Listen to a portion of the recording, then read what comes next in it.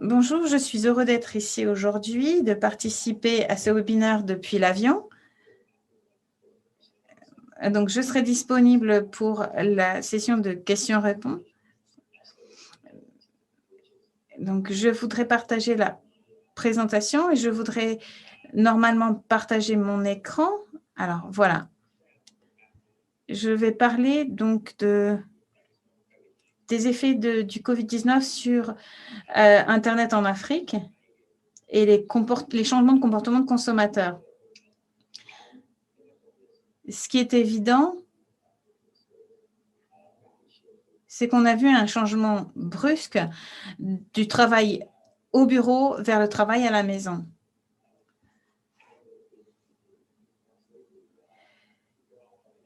Le graphisme à gauche vous montre l'utilisation dans un des bureaux de Liquid télécommunications et vous pouvez voir que les pics d'utilisation se sont complètement aplatis. On a vu quelques poussées de trafic parce qu'il y a eu besoin d'accéder à des applications de commerce. Et comme tout le monde, j'ai utilisé ce genre d'application pour continuer à travailler. Alors, on a parlé de travailler à domicile. Le travail à domicile au Kenya a augmenté la consommation d'Internet de 40%. Et du coup, l'utilisation d'Internet est passée de la sphère professionnelle à l'accès Internet de la maison.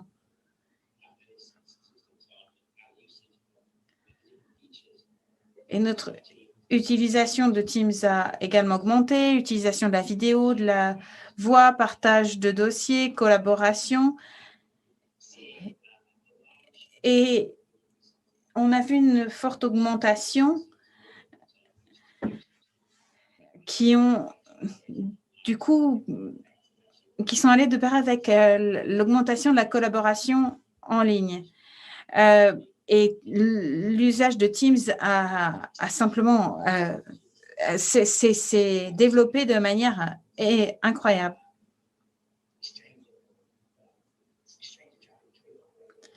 Donc, il y a eu un déplacement du trafic Internet de certains opérateurs vers les opérateurs mobiles.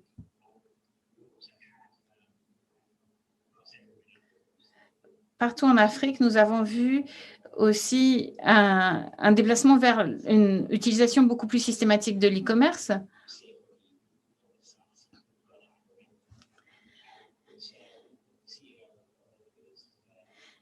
Le PDG d'un des plus grands sites d'e-commerce d'Afrique m'a dit qu'ils ont vu une augmentation importante avec une progression importante de l'achat de produits de luxe, pas simplement pour les courses de tous les jours, mais aussi pour des produits de luxe qui sont de plus en plus achetés en ligne. Le changement ne concerne pas que le monde professionnel et le quotidien, mais aussi l'accès aux loisirs. Avec le développement en particulier de Netflix. Les gens le regardent de plus en plus longtemps, surtout le soir, pendant de nombreuses heures. De 5h à 9h, c'était vraiment le pic de trafic.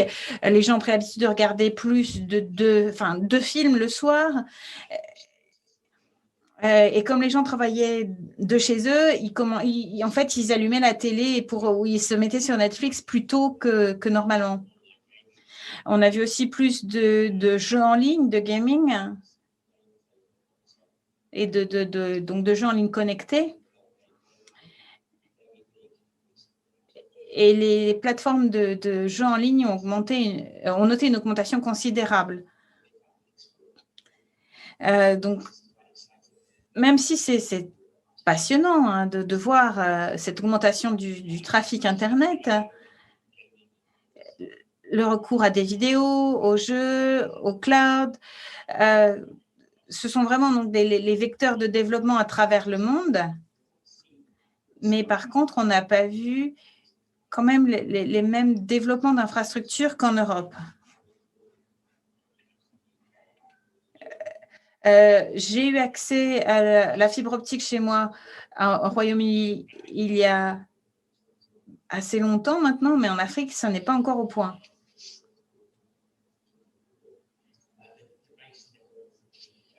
Donc, le réseau de base n'est pas encore à la hauteur de ses besoins en termes de trafic.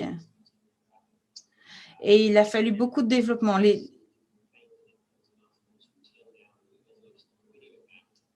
Netflix s'est plaint auprès des réseaux européens parce que la résolution était moins bonne.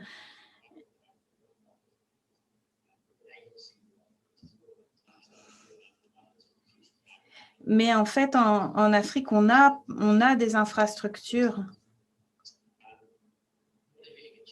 Qu'est-ce qui a vraiment changé? Les changements de comportement, c'est qu'il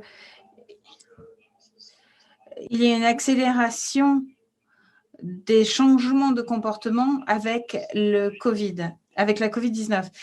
Les gens ont adopté plus de services en ligne que précédemment et beaucoup plus vite.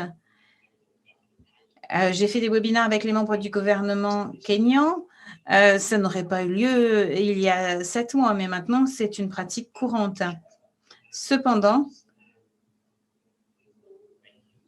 tout n'est pas non plus rose. Un secteur qui a vraiment explosé, c'est le domaine de l'éducation. Les écoles ont fermé dans la plupart des pays pour une durée indéterminée.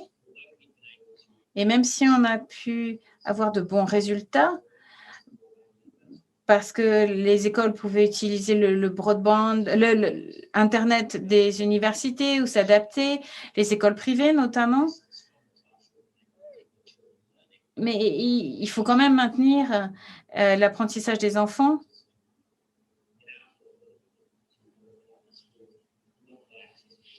Mais en fait, le problème, c'est qu'on a dans certaines zones des centaines de milliers d'écoles qui n'ont pas accès à Internet.